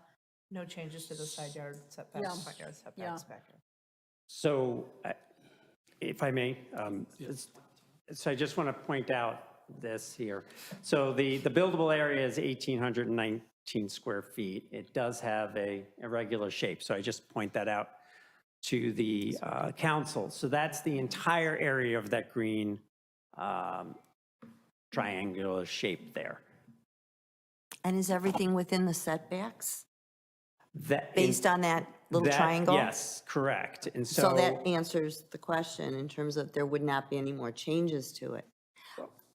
that assumes the home would take on the characteristics of this lot in some Right. fashion, or be small enough to create a square or triangle or rectangular within it, which means that it would be less than 1,800 square feet in floor area for go that back- first floor. Let's go back to Robert's rules. So Councilmember Stone, and then I'll call on Councilmember Littler. That, I don't think that does it. So the question is the house, Joel, the house would have to be within that green area. That's correct. and that a variance outside of that would not be allowed because of this consideration, or would be allowed? It could be allowed. It would be a separate consideration. It would have to be applied for by the applicant and considered by the Zoning Board of Appeals. Okay. That would be a variation that would be able to go directly to the Zoning Board of Appeals should the council approve this evening. Okay, thank you. And I Thank look you. to Corporation Counsel. That's accurate. Okay. Councilmember Littleworth and then Councilmember Bloomberg. Thank you, Mayor. Sorry about that before. It's okay. I just wanted to say, first of all, thank you very much for this presentation. This body spent a great deal of time going through this once before, and I thank my fellow council members for doing that. And we decided to send it to the Zoning Board of Appeals to review it. I just want to double check that the information in my packet, that I read it correctly. It was a 6-0 vote in favor of moving forward with this by the that's Zoning not Board of Appeals, since we sent it back to them. Is that correct? It's just a If I may, question. Yes. That is correct. That was the final vote on the findings. findings There of was a vote fact, to, prior to that, to direct staff to draft findings approving. That was a 5-2 vote. Right, But that the was final prior vote- to that. Correct. The But final vote after was we 6-0. sent it back to the zoning board a second time and asked them for it, now they just had a 7-0, 6-0 vote? The final vote of the Zoning Board of Appeals was 6-0. Preceding that vote was a vote of 5-2 by the Zoning Board of Appeals to direct staff to do draft findings. findings, A essentially non-binding recommending vote. approval. Right, so I just want to say that we've spent a lot of time on this, and I really want to give a lot of credit to our commissions and our advisory groups and our boards who really do the deep dives into this. I mean, one of the reasons we all bring up when we go to a PDC meeting or a group that we liaise to is because we've seen the work where people roll up their sleeves, do the research, and really dig deep into it. And for that, we appoint a lot of commissioners, and that's why I felt very strongly that we send it back to that group so they could do another deep dive into this. And now they've seen this twice. Once it passed, still overwhelmingly, once it passed somewhat differently, but completely, and now it's back to us. And I just feel very strongly that we should look to what our ZBA has done and take their recommendation on this, because frankly, their knowledge, we can have all the statistics here, we'll do a quick deep dive on it, but frankly, they're the ones who would have known right off the bat that if these people want to come back for variance, they could, but what we have seen from CDA is the fact that it's drawn within the parameters, and theoretically, an 1,800 square foot structure could be put up with all of the boundaries being the same. So I just want to refresh everybody's memory about the fact that we did send it back to them, ask them to bring it to us, because we wanted to know what their determination was, and that's what we're viewing tonight, if I'm not mistaken. Thank you. Thank you. Councilmember Bloomberg? So I have some comments and questions. The first comment relates to the process that you just alluded to at the ZBA, which I think is important to understand.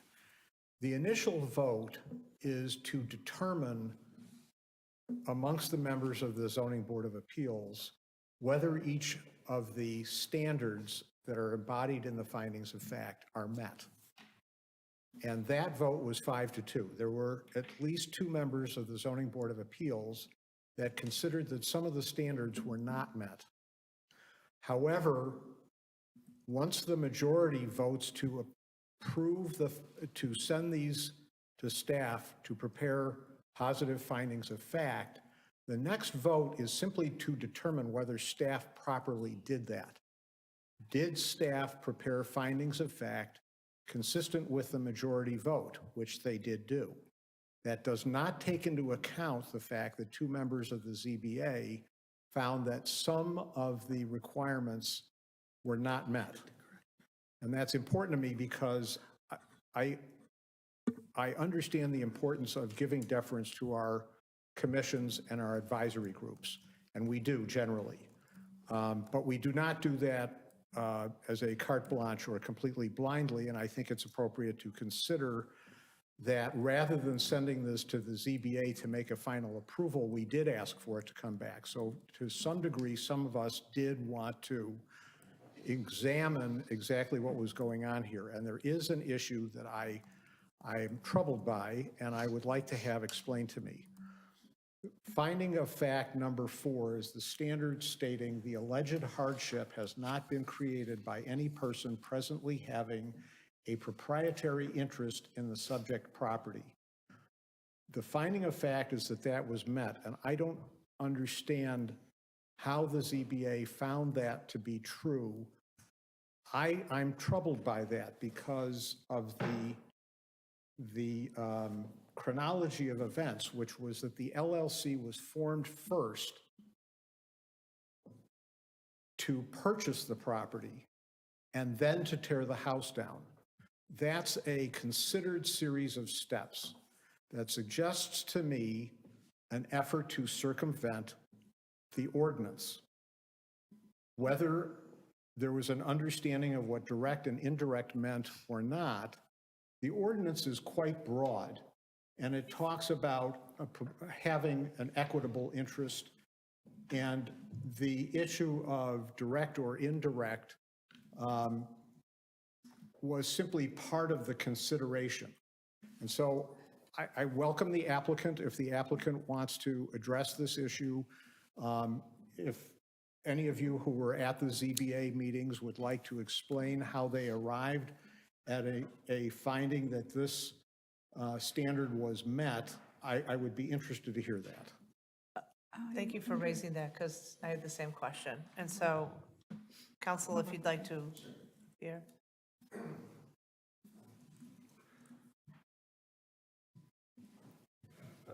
Good evening. My name is Cal Bernstein. I'm the attorney for the applicant. And before I begin, I should have come up with, for business from the public, tonight was very moving with the state's attorney here, and many of us in this room were there that day, and I really appreciate the, what the council did tonight. And so thank you very much. Thank you. Okay, so to get to Councilman Bloomberg's point, that actually, we spent a lot of time on that specific standard at the zoning board. And I just do want to mention that unlike the other cases that Director Fontaine had mentioned, there was a house on this lot from 1924 to 2008. So this was not a situation where they're just seeking to create additional value and put a house on a lot that's undersized, that no house ever existed.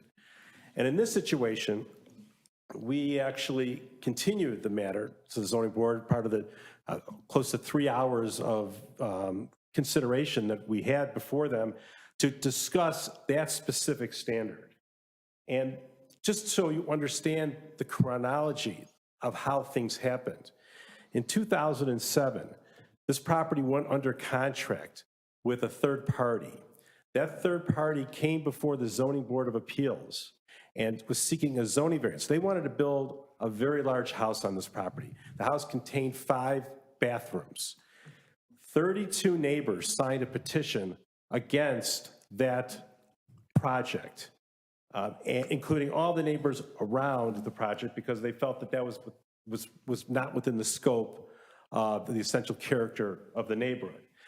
That project was eventually withdrawn, and that zoning variance was withdrawn. So that's important, because at that point, the LLC then, back up a second, a demolition permit had already been applied for by the owner of the property prior to the LLC purchasing it.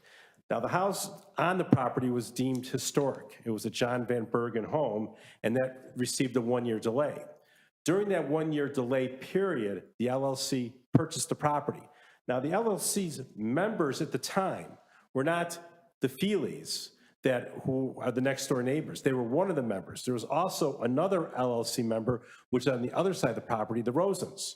So there was not a situation where the Feelys were trying to circumvent the contiguous lot ownership, because when they purchased the property and when the property was demolished during the demolition, and this was all in the record at the zoning board, at that point, there was multiple owners of the LLC, and Mr. Feely was just one member of that LLC. So the zoning board when they considered this, they actually broke down that standard. And because there's a lot to that standard. Let me just get to that. So the standard is that the alleged hardship has not been created by any person having a proprietary interest in the subject property. And so you're breaking down, is there an alleged hardship? The zoning board clearly found in their findings of fact that there was a hardship with regard to this property. And that's with regard to standard number 2. I would mention, just to respond, is that the vote was 5-2 to direct staff to draft findings of fact. There was no findings by those 2 people that they didn't meet the standards. The motion was at the zoning board was directing staff to draft findings of fact in favor of the variation. That was the motion, and it was voted on 5-2. When the findings of fact came back to the zoning board 2 weeks later, the zoning board voted 6-0 that the findings of facts were consistent with the zoning board's deliberation. So I'm going to interrupt you for a second. The 6-0 vote correctly found that the findings of staff were consistent with the majority direction of 5-2. Mayor, can I put a rest to this? I appreciate the confusion, but I think it's important to understand, Councilmember Bloomberg, when this body or another body directs staff to prepare the findings, staff is not creating the findings. No, I understand that. So the 5-2 vote is not a relevant vote at all. It is a non-binding vote. It's similar to when you direct my office to prepare an ordinance for your consideration at the next meeting. When that document comes back, in this case, the findings of fact, when it came back to the ZBA, whoever was there that evening, happened to be 6 members, they reviewed the findings of fact, and they made a determination at that time that each of the findings of fact were met. That was the essence of their motion that night. They determined the findings of fact were met, or they determined that the findings of fact reflected the majority's opinion that the findings were met? The former. They determined that their motion was that the findings of fact were met on this project, or that they recommend to the city council that you approve the variations because they found that the findings of fact were met. So it is the 6-0 vote that actually is the vote that counts. That's the vote that determined in their recommending authority that the findings of fact were met. Okay, so I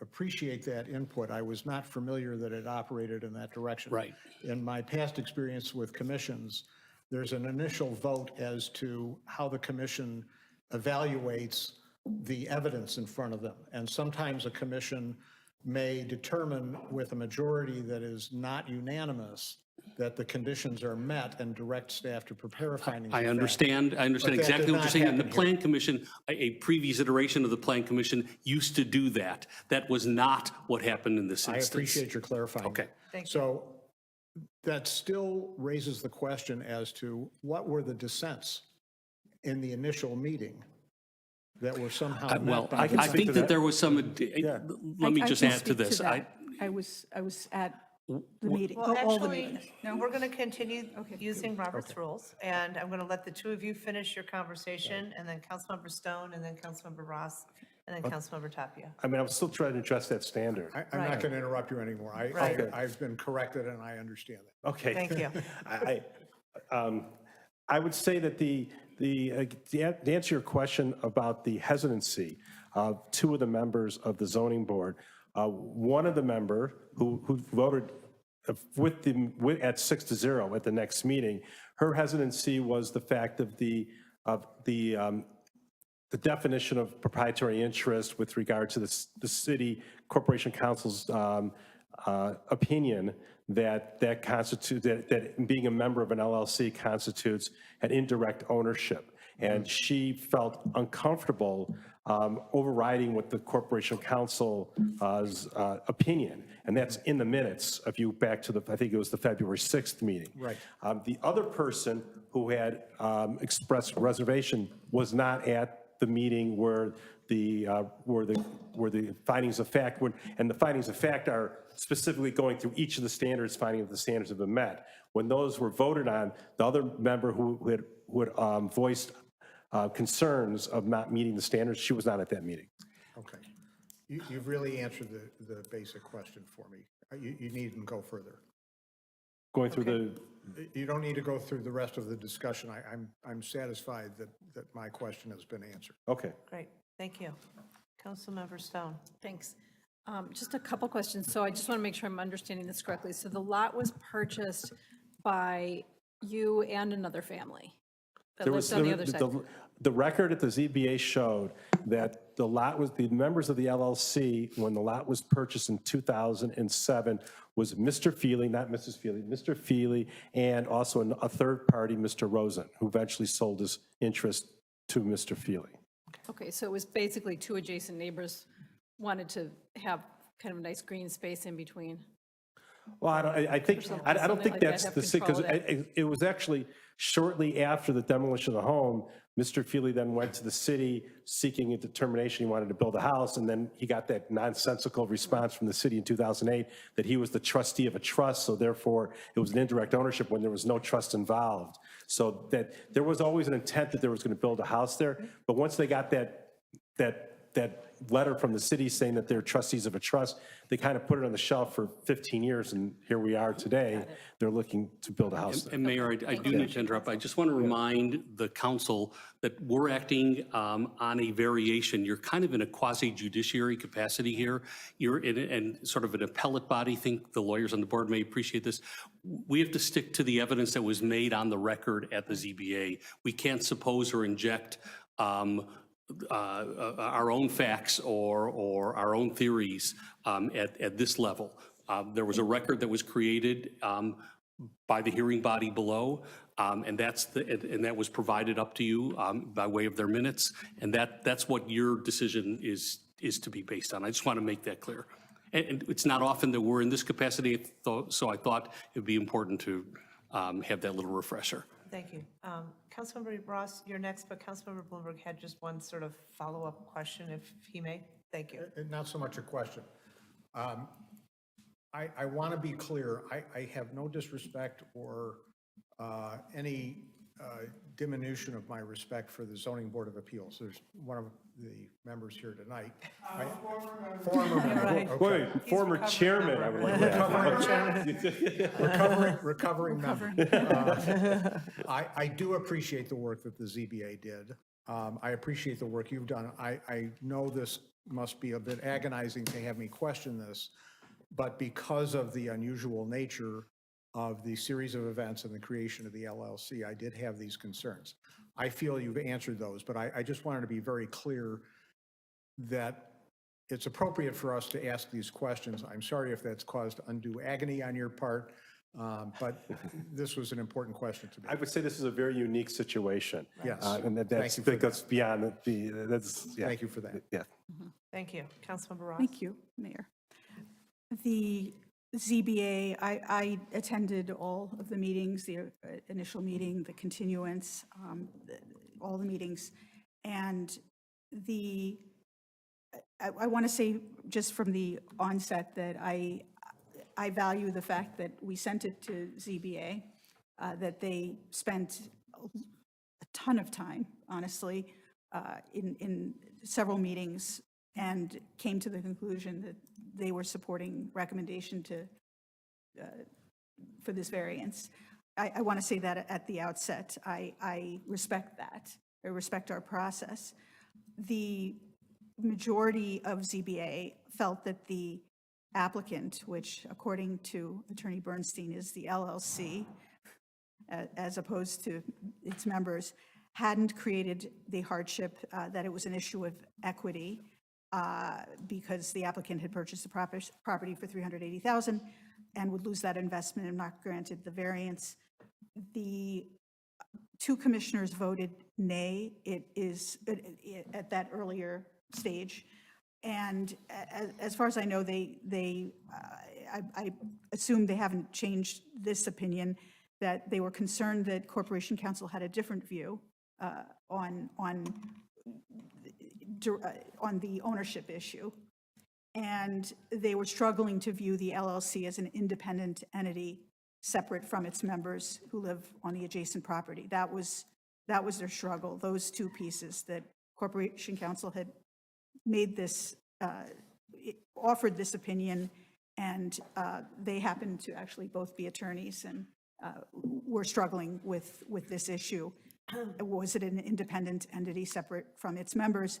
And I was asked at one of those meetings to bring this up to City Council, that at some point we take up the discussion of the definition of an LLC and direct and indirect interest, and hopefully avoid this issue in the future. This was very time consuming. And anyway, so that was the request. That I think that puts it in a nutshell. But again, a majority voted in favor of the referral, and so do I. Great, thank you. Did you want to say anything? If there's still confusion on the issue, I'm happy to, but if I not, think it's been clarified. then but it's yeah. fine. Thank you, yes. Councilmember Tapia and then Councilmember Bruckman. Yeah, I just want to go on record that I support the CBA's recommendation. Almost 3 hours across 3 different meetings, 6-0 vote, very careful consideration. I think we all have a lot of respect for each of the members of the ZBA. We trusted them and sort of handed it over. So I have no issue with saying yes to this request. Great, thank you. Councilmember Bruckman? I also wanted to say thank you to the zoning board as well as Attorney Bernstein. I trust the recommendation of zoning and appreciate all the work on this, so I will be voting yes as well. So thank you. Great, thank you. Any further comments from anybody up here? Nope. Councilmember One Ross? more, just to say, in my comments, I had not thanked the ZBA, but having witnessed it firsthand, the deliberation, and also rewatched one of the videos, it was a tremendous amount of time, and I think it was more than 3 hours, actually. Wow. So a great deal of thanks is owed the commissioners. Great. Mayor, I just want to mention one more thing. I want to acknowledge the hard work of Patrick Hoffman, who was the liaison to the zoning board.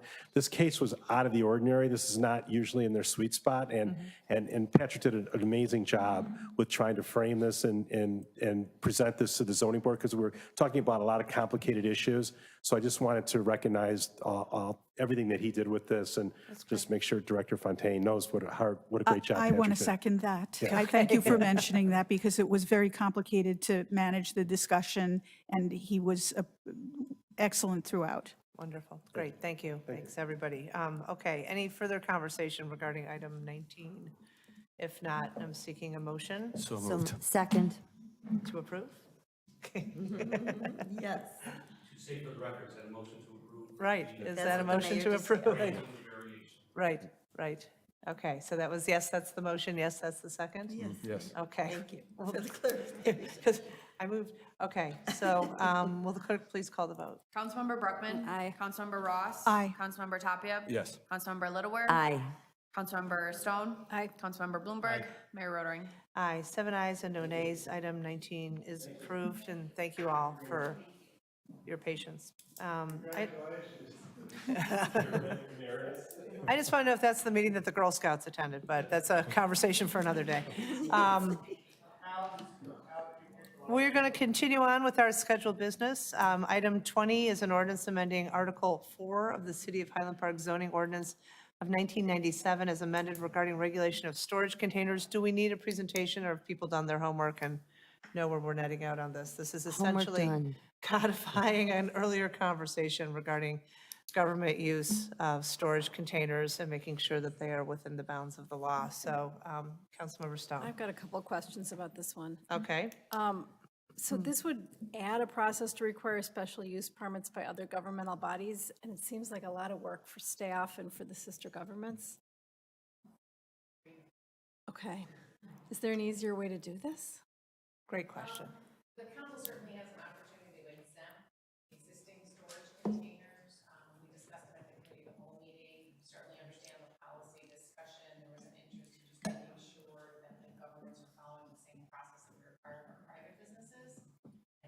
The ordinance is drafted that the governments would proceed through that same process. So of course, we're prepared to do that.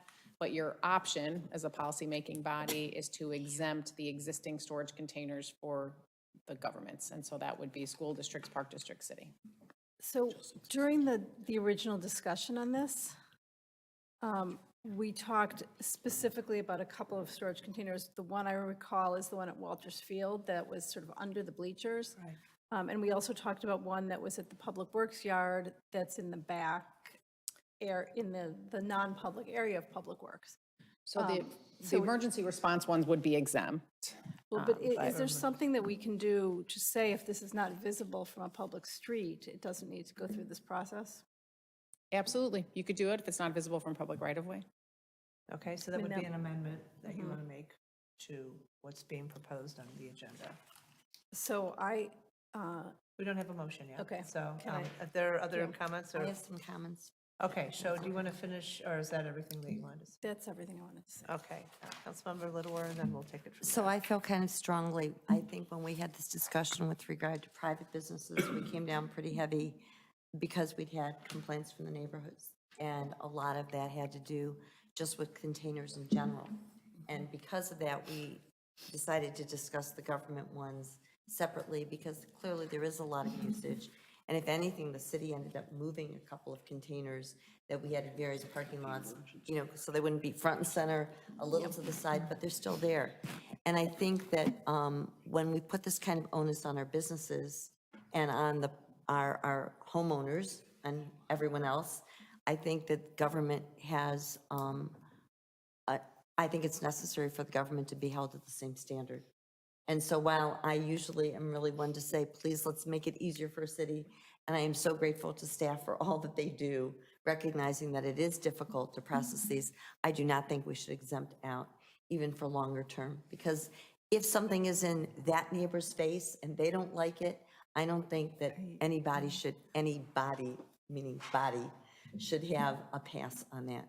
And so I think holding them to the same standard where they have to say where it's going to be for how long, how many days, whatever it is. I'd like to keep it as it's written right now.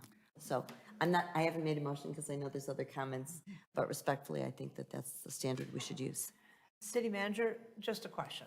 Do we have an inventory of these government-used containers? And if so, how many are there, do you know? And where are they? And how many are publicly visible or in residential neighborhoods? I mean, my feeling is, to Councilmember Stone's point, this is for the public's benefit.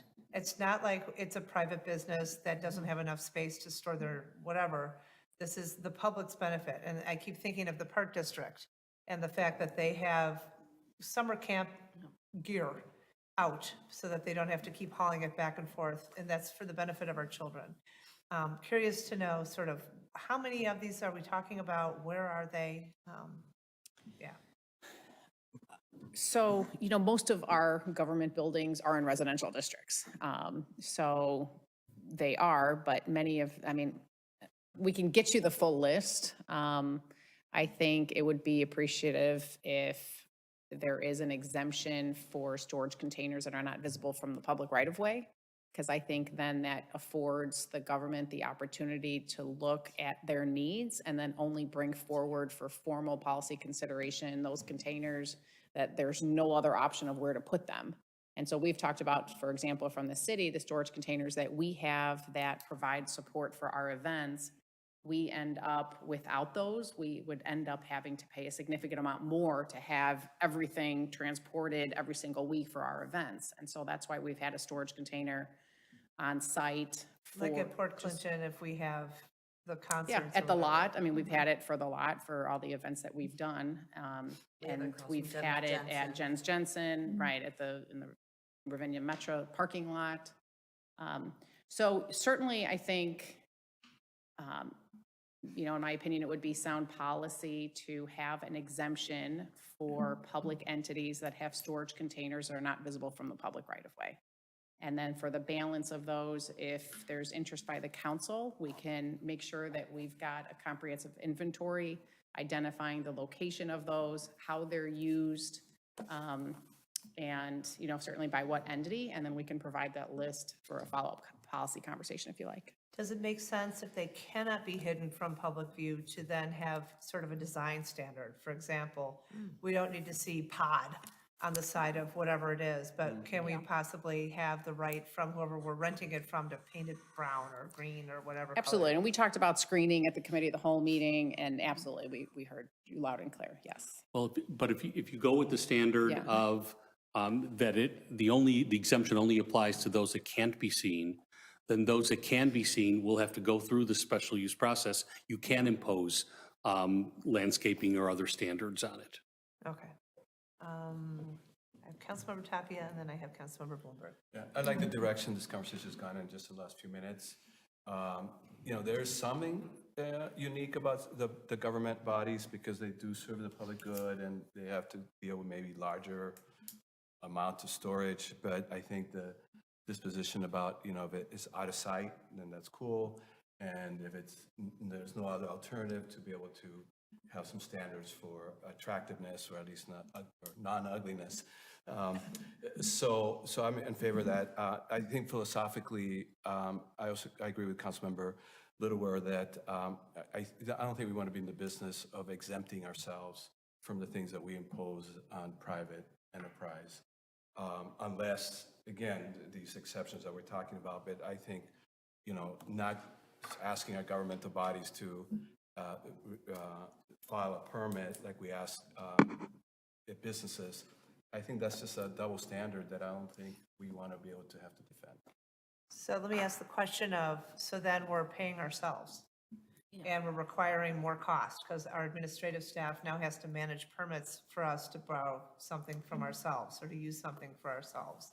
So we're incurring extra costs for a purpose that basically we're already adjudicating.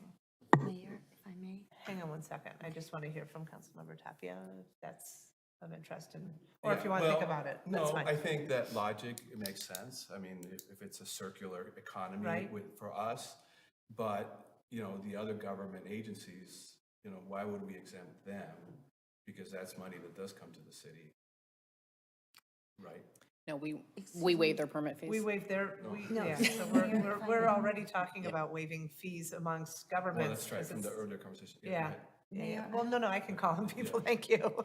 I have Councilmember Bloomberg is next, and then Councilmember Ross, and then I just Councilmember. wanted to respond to you quickly. That's fine, if Councilmember Bloomberg's okay. Yes, that thank okay? you. I'm Go ahead, sorry. go ahead. I Thank was you. just going to say, it's not about cost, it's about review.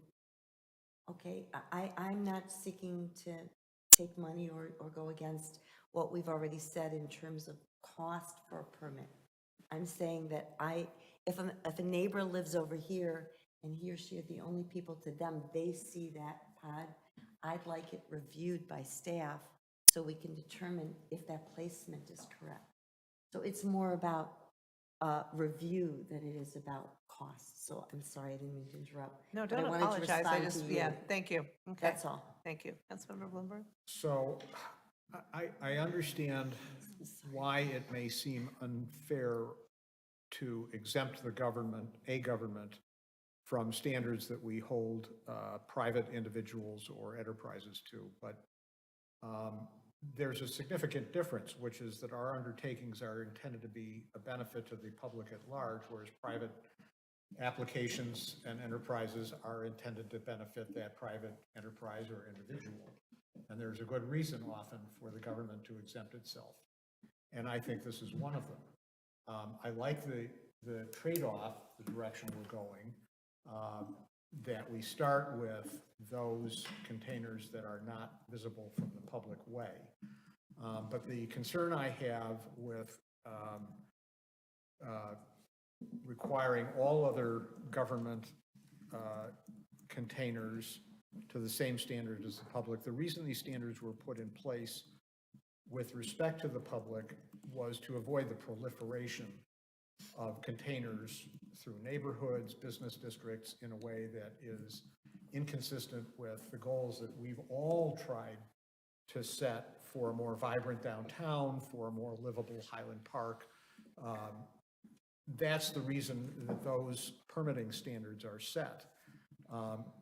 Because governmental entities are not engaging in a proliferation of containers, and these containers are being used furtherance of public events and to reduce the adverse impact that we have as a government and having to have materials and different things in place for the services that we provide, that makes sense to me. I'm willing to go with the trade-off that's been suggested to start with completely exempting containers that are not visible from the public way. But I also feel that governmental entities really should not have to go through this permitting process. Okay. Councilmember Ross? As you might expect, I'm concerned with aesthetics, and as long as it's hidden from the public view, I am comfortable. As a general philosophy, I would agree with the notion that government should have the same obligations as a private citizen or business. That's just my point of view.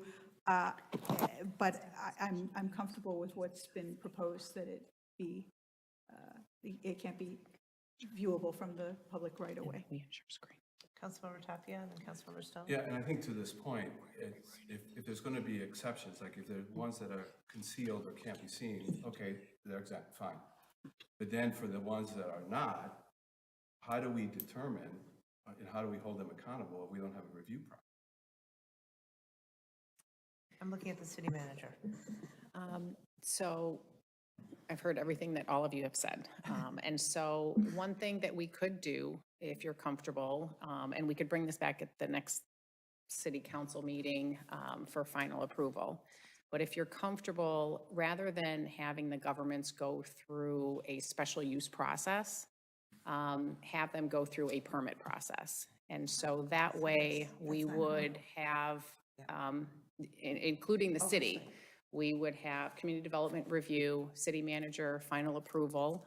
We will put together guidelines that storage containers, if they're visible from public right-of-way, that they need to be screened by either landscaping, fencing, or something comparable. And we could even include a provision that we would, make sure that there's notification to abutting property owners. But I will tell you, for the storage containers that at least the city has had, I don't remember one resident complaint. I think people know what they're there for. We are diligent trying to make sure that they're not so visible and blatant that they are an eyesore, but they certainly serve an important purpose for what we're doing. But that could be a provision that we could include in the ordinance if you're comfortable with that. I would say if you don't want to be that aggressive, if you will, then we could, if containers are visible from public right-of-way as government entities, then we just go through the special use process, and that is a very public process. It is more lengthy, certainly, but that's an option. So do you want us to continue this to the next meeting so we can kind of firm up sort of where we've landed after this? Well, I'd like if we could get direction on where the majority is headed, and then we could draft the ordinance accordingly, and that way you'll see it in writing.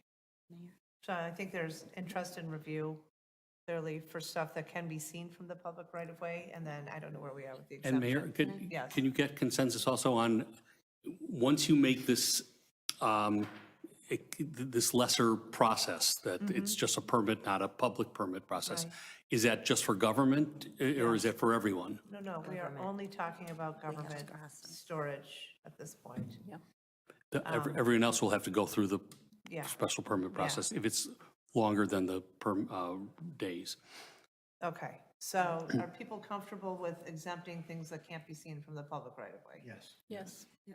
Annette says no. No, but- excuse me, I just wanted to say, I think I'd love to have this research, because I think that the option that was offered by the city manager for permitting for everything is wonderful, because if we permit everything, then in fact, if it's not visible, it's a very quick process, you're done. And if you're permitting and it's in the wrong place or whatever, you withhold the permit until it's put in a place where you're Is that comfortable. what you were proposing, permitting for everything? Well, I thought we were just talking about government entities, Right. but. Only government We are only entities. talking about Only government. government entities. Right. Only government entities. Okay, I so- love that so- option. Okay, Perfect. So in terms of not seen from the public right-of-way, exempt, Totally just exempt, have a nice yeah. day, go store your baseball mitts. If you can be seen from the public right-of-way, a permitting process that will be overseen by the city manager's office. That's not where I'm coming out, but everybody else is different. But is that where the majority have come out? Yes. I think so. I do want to make one comment, which is that even, and I appreciate what you share, that you haven't heard complaints, but that doesn't make them less ugly. For sure. You know, Understood, yes. Right. so, yeah. So we need a motion to continue this to our next meeting or to a date and certain? What do you guys want? To the next meeting. Okay, I make that motion to continue it to the next meeting. Yeah, second. okay. Will the clerk please call the vote? Councilmember Brockman. Aye. Councilmember Ross. Aye. Councilmember Tapia. Aye. Councilmember Littlewer. Aye. Councilmember Stone. Aye. Councilmember Bloomberg. Aye. Mayor Rotary. Aye, 7 ayes, no nays, and item 20 will be continued to our next meeting. If we want to talk about the sign code as we were going to talk in this committee of the whole, do we need to adjourn the city council meeting, or can we just have that conversation? You can, so long as we don't take final action, then there's nothing on which we can take final action. You could have a conversation right now at this meeting of the city council. Why don't we do the Continue next to the meeting? next meeting? Yeah. Or you can do it at the next meeting. You guys don't remember meetings that went to 11 o'clock at night. Okay, so are you It's not okay a long moving? presentation, but sure, whatever. It's you how like. long? It's not long, but everyone's seen. It's It's okay, we can continue it, certainly. We Okay, can so continue it. why It's don't we okay. have the sign conversation at our next committee of the whole Absolutely, meeting? no Okay. problem. I move that we continue the sign conversation to the next committee of the whole. I don't even think Yeah, we you need don't to, even because need it's to vote not for on the that. agenda. Even better. So with that, I'm seeking a motion to adjourn. I'll move that. Okay. That's, you do need a motion. All those in favor say aye. Aye. Okay, thanks, everybody, for a great meeting. It is funny because we usually. I know. 11. I'm happy to help.